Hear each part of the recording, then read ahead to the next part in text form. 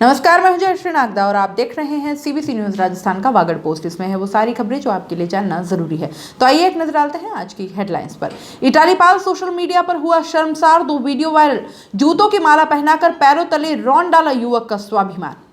घर में ही दफन मिला 60 साल के 4 महीने से लापता मजदूर का शव। खेरवाड़ा के रोबिया गांव में 2 माह में हुई दूसरी घटना। विधानसभा में गिरे मंत्री बामनिया। कटारिया बोले टीएडी छात्रावासों के गद्दे तकिए पर कुत्ता भी बैठना पसंद नहीं करता। डूंगरपुर के गांवों में सीओ राजौरिया ठोस कचरे का रिसाइकलिंग कर युवाओं को रोजगार के नए अवसर देंगे। और बांसवाड़ा जिले में बड़ौदिया क्षेत्र में जवाहर नवोदय स्कूल बुड़वा के पास मृत मिला पैंथर। और अब खबरें विस्तार से। मानवता को तार तार कर देने वाली ये खबर आप तक पहुंचाने में भी हमें घृणित महसूस हो रहा है। तो सोचिए, जिन लोगों ने इसे अंजाम दिया है वे कितने घृणित होंगे। सोशल मीडिया का उपयोग आज हर कोई करता है, परंतु ये कौन समझाए कि इसका उपयोग किस तरह से करना है। इसके कुछ फायदे हैं तो कुछ नुकसान भी। सोशल मीडिया पर एक वीडियो वायरल हो रहा है। हम आपको वो वीडियो नहीं दिखा सकते क्योंकि वो मानवीयता की सारी हदें पार करता है। रामगढ़ गांव के युवक का अपहरण कर गंजा करने, लड़की के कपड़े पहनाकर वीडियो वायरल करने के मामले में दोवड़ा थाना पुलिस ने 2 आरोपियों को गिरफ्तार किया है। गुरुवार को पुलिस ने कोर्ट में पेश किया, जहां से उन्हें जेल भेज दिया गया।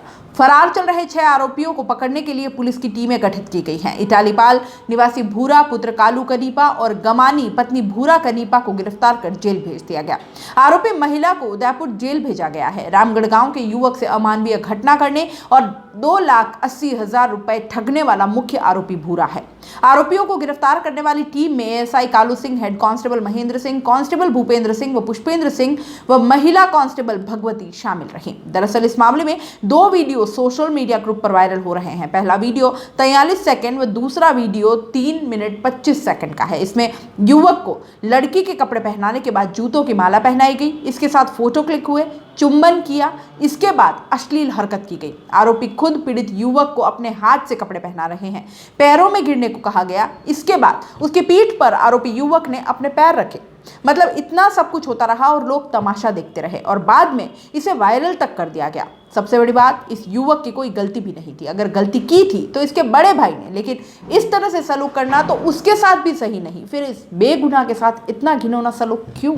उदयपुर के खेरवाड़ा थाना क्षेत्र के रोबिया गांव बड़ा खतरनाक मालूम होता है। यहाँ कई रहस्यमयी घटनाएं घट जाती हैं और किसी को हवा तक नहीं लगती।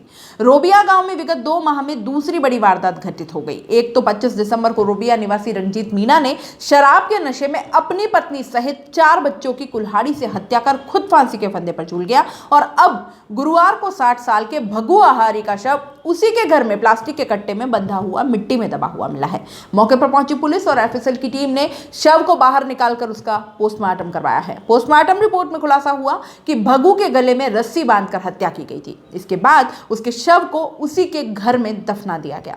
वहीं पुलिस ने भगू की हत्या का मामला दर्ज कर आरोपी की तलाश शुरू कर दी है। खेरवाड़ा थाना पुलिस ने बताया कि भगू आहारी दीपावली के बाद से गायब था। बुधवार को भगू के भाई रमेश आहारी ने खेरवाड़ा पुलिस को सूचना दी कि उसके बड़े भाई भगू आहारी के सूने मकान में जमीन पर गड्ढा खोद कर मिट्टी बिछाई हुई है, जिसमें किसी के शव होने की आशंका नजर आ रही है। जिस पर गुरुवार को पुलिस और एफएसएल की टीम मौके पर पहुंची और संदिग्ध जगह खुदाई की। खुदाई में 60 वर्षीय भगू का शव मिला।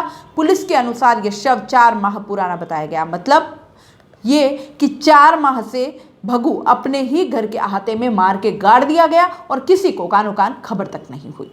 खेरवाड़ा थाना अधिकारी श्याम सिंह ने बताया कि भगू के परिवार में कुल 8 लोग थे, जिसमें उसकी पत्नी और 6 बच्चे शामिल थे, जिनमें 3 लड़की और 3 लड़के थे, जो गुजरात समेत विभिन्न इलाकों में जाकर मजदूरी कर गुजर बसर चला रहे थे। लेकिन पिछले लंबे समय से परिवार का कोई भी सदस्य रोबिया गांव नहीं पहुंचा था। ऐसे में पुलिस अब कॉल डिटेल के आधार पर परिवार के अन्य सदस्यों की तलाश भी कर रही है।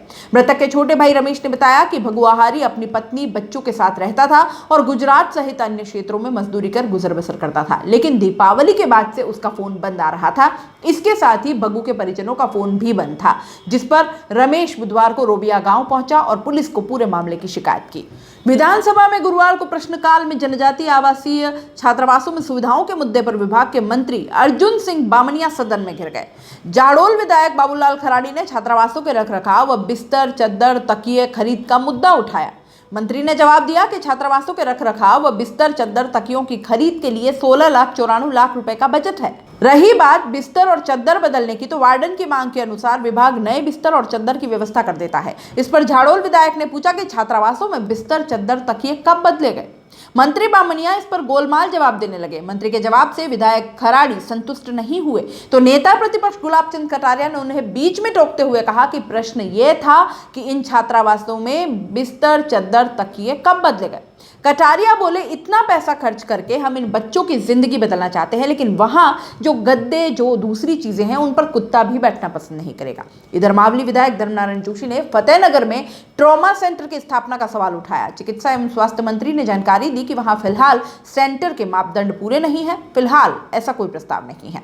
गुलाबचंद कटारिया के सवाल के जवाब में बामनिया बोले कि हम अलग अलग चीजों की डिमांड देखकर खरीद करते हैं। इसके बाद स्पीकर ने मंत्री को टोकते हुए कहा कि इस इलाके को उन्होंने भी देखा है। पंचायत मुख्यालयों के अलावा जो छात्रावास बने हुए हैं वहां जरूरत के अनुसार सामान जा रहा है या नहीं, इसकी मॉनिटरिंग की जाए। केवल वार्डन के भरोसे ना छोड़ें। छात्रावास में बिस्तर खराब है तो सुपरवाइजर देखे और वहां समय पर व्यवस्था हो जाती है तो बच्चों को सुविधा मिलेगी। इस पर मंत्री बामनिया ने विधानसभा अध्यक्ष से कहा कि सर, आपके आदेश की पालना करेंगे। 22 जनवरी को स्कूल और छात्रावासों में बच्चों की रहने की व्यवस्था जांचने के लिए संयुक्त निदेशक ममता दादिच ने निरीक्षण किया था, जिसमें उन्होंने शहर के अलावा जिले के घनोड़ा, कुपड़ा, तलवाड़ा, सागेता, उमराई आदि जगह निरीक्षण किया, जिसमें उन्होंने शहर के एक छात्रावास में निरीक्षण कर सीडीओ एंजेलिका पलाद को फटकार लगाई थी। दादीज को निरीक्षण में छात्रावासों में न लाइब्रेरी मिली और न अलमारी, यहां तक कि छात्रावास गंदगी से अटे पड़े थे। और यहां रुकेंगे एक छोटे से ब्रेक के लिए। ब्रेक के बाद जल्द हाजिर होंगे।